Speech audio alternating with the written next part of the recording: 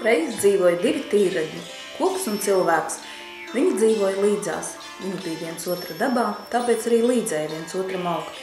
Kad koks redzēja, ka cilvēkam iet grūti, tas viņu priecēja ziedot, ļāva uzalpot, izskrieties mežā un izskalot visus bēgus ar koka sulu.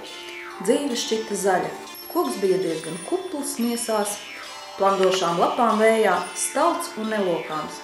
Bet tā kā cilvēks bija daudz veiklāks, kustīgāks un nemierīgāks, viņš arī vairāk sasmērējās, nodražājās un aprupa ar visādiem pasaules gružiem. Koks redzēja, ka ar līdzās būšanu vien nepietiek, lai palīdzētu cilvēkam attīrīties. Tāpēc koks ziedoja sevi visu un lika sevi ne tikai likteņa, bet savu līdzgaitnieka cilvēku rokās, kā kaut kas, pie kā cilvēks var turēties, kā kaut kas, kam var turēt līdzi.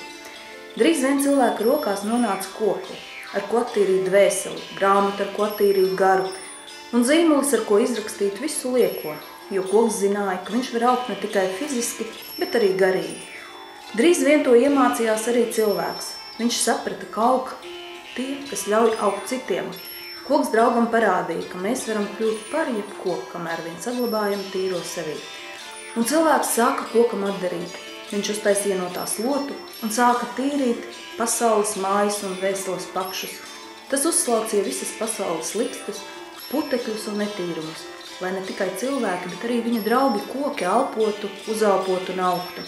Viņš rūpējās par to, lai arī nākamajās paaudzēs koks un cilvēks vienmēr darbotos roku rokā, zaru zarā, lai augtu un plauktu līdzās.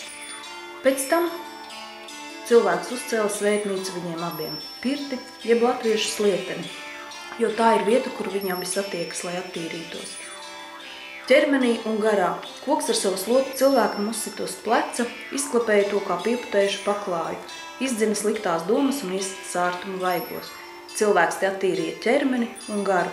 Nevelti latviešu slietiņi izskatījās pēc dievzīmes.